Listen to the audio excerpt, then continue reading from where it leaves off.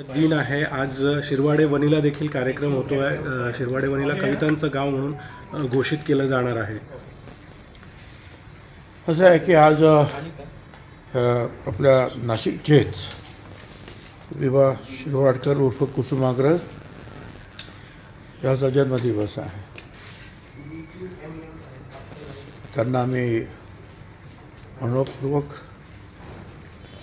नमस्कार करतो त्यांच्या स्मृतीला, कारण त्यांनी नाशिक आणि आपल्या एकूणच महाराष्ट्राचं जे आहे साहित्य वैभव वाढवण्यासाठी फार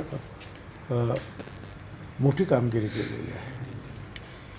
ज्ञानपीठ फार मोजक्या लोकांना मिळतं, ते ज्ञानपीठसुद्धा जे आहे कुसुमाग्रजांना मिळालेलं आहे। आणि अतिशय उत्तम प्रकारचे नाटकं त्यांनी लिहिली, त्याचबरोबर उत्तम प्रकारच्या ज्या आहेत हे जे आहेत कवितासुद्धा ज्या आहेत त्यांच्या आहेत।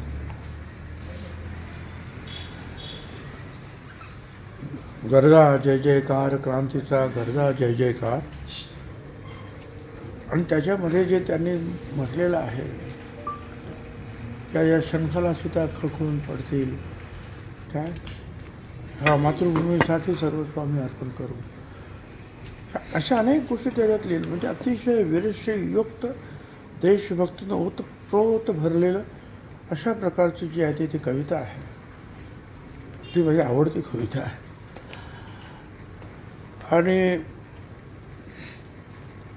ह्या त्यांच्या ह्या जन्मदिवसाच्या निमित्तानं सरकारनं सुद्धा ठरवलं की हा मराठी भाषा दिन म्हणून पाळायचा, आणि त्याप्रमाणे सगळीकडे जे कार्यक्रम होतात आनंदाची गोष्ट आहे।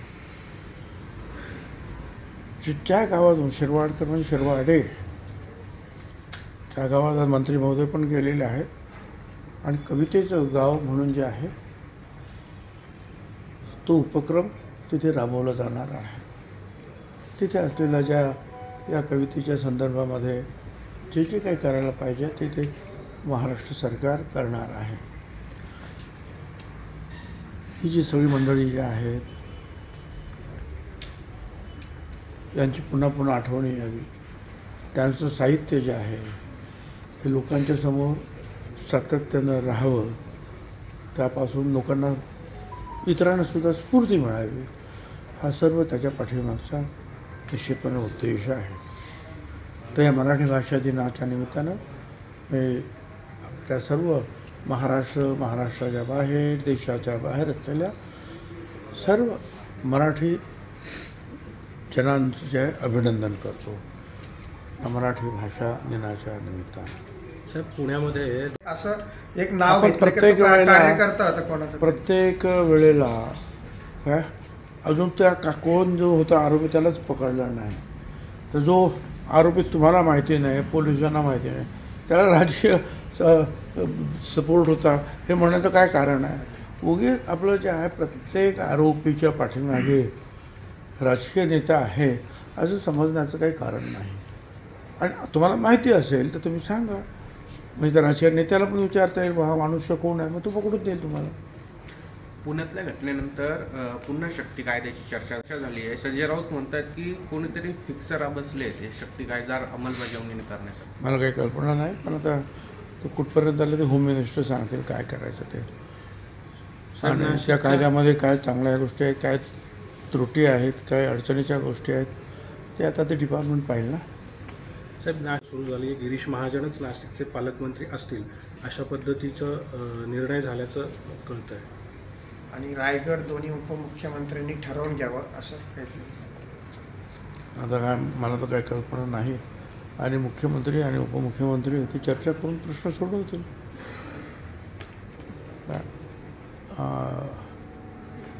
आता मी हे ऐकतो की कुंभमेळ्याच्या निमित्तानं जे आहे त्यांचं काही आग्रह असं वर्तमानपत्रातून मी वाचलं, ठीक आहे ना, त्याचा त्यांचेसुद्धा BJPचे 5 आहेत आमदार, आणि नाशिक शहरामध्ये सगळे त्यांचे जसे कुंभमेळा भरतो आहे तिथे, पण तो प्रश्न जे आहे सामोपचारानं मुख्यमंत्री उपमुख्यमंत्री बसून सोडवतील। कुंभमेळ्याच्या बैठकीचं असं वाटतं की बरं से आदरला बस स्थानकामध्येच एका 26 वर्षीय तरुणीवर बलात्कार झाला. 48 तास उलटून गेलेत. आरोपी अजूनही पकडला गेलेला नाही आहे. मी सुद्धा वर्तमानपत्रातून ही गोष्ट वाचली आहे आणि खरं हे धक्कादायक आहे हे सगळं. अर्थात पोलीस त्याचा निश्चितपणे शोध घेतील आणि महाराष्ट्राच्या पोलिसांवर आपला म्हणजे माझा तर पूर्ण विश्वास आहे. निश्चितपणे जे आहे ते या प्रकरणाला छडा लावतील आणि जो कोणी आरोपी असतील त्याला निश्चितपणे पकडल्याशिवाय आपले पोलीस राहणार नाही. आणि सरकारसुद्धा जे आहे या सगळ्याच्या मध्ये जे आहे फार काळजीपूर्वक निश्चितपणे ते आदेश देत आहेत. आणि अर्थात ही गोष्ट जी आहे आपल्या सगळ्यांच्या दृष्टीने लांछनास्पद आहे.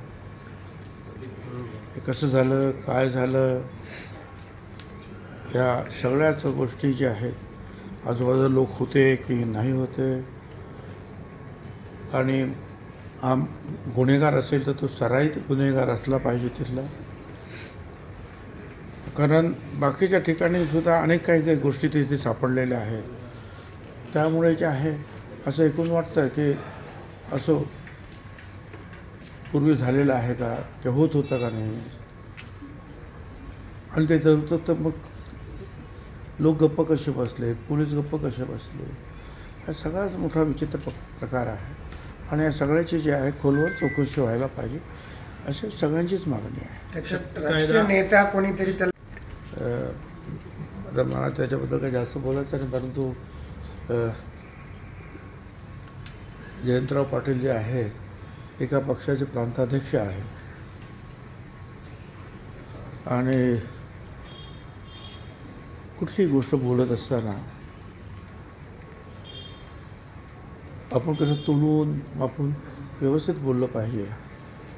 सुदैवाने ते पवारसाहेबांबरोबर आहेत आणि पवारसाहेबांकडून त्याने ते शिकलं पाहिजे की कुठे कितपत काय बोललं पाहिजे. उगीच आपली हवा करून देण्यात काय अर्थ आहे. नाव सांगा, काय करा, काय माहिती असेल तर सांगा ना, पण आपलं हवेत मान मारण्याचं काय कारण नाही. आणि मी त्यांना जास्त, कारण मी त्यांच्या पण प्रांताध्यक्ष असतात, त्यांच्या अध्यक्षतेखाली काम केलं नाही, त्यामुळे जास्त मला काही बोलता येणार नाही. पण ते द्वारका येथील धार्मिक जी आहे ही चर्चा सुरू आहे, त्याच्यानंतर बोलवतील ना, बोलवणार नाही असं होणारच नाही. जर अधिवेशन येते, अधिवेशनामध्ये सुद्धा या संदर्भात कदाचित काही नाशिकचे जे आमदार वगैरे आहेत ते प्रश्न विचारतील, माहिती विचारतील, व कुठपर्यंत काय आलं, काय काय. पण एक आहे की लोकप्रतिनिधींनासुद्धा उचित वेळेला या सगळ्यात सामावून घेतलं पाहिजे. केवळ लोकप्रतिनिधी नाही, जे साधू संत आहेत, जे आखाडे आहेत, त्यांचेसुद्धा काही अडचणी आहेत. विशेषतः त्र्यंबकेश्वरचे जे आखाडे आहेत त्यांनासुद्धा त्यांच्यासुद्धा प्रतिनिधींना बोलवलं पाहिजे, त्यांच्यासुद्धा प्रतिनिधींना बोलवलं पाहिजे इकडच्या. नंतर पोलीस आणि इतर ज्या संस्था आहेत तर त्यांचा तर सहभाग असणारच. ह्या सगळ्यांना विचारून जे आहे जे आधी बेसिक अडचणी ज्या आहेत त्या अगोदर सोडवल्या गेल्या पाहिजेत आणि मग जे आहे मोठ्या मोठ्या गोष्टी जी कामं करायची आहेत मोठी ती करायला पाहिजे, ते आवश्यक आहे.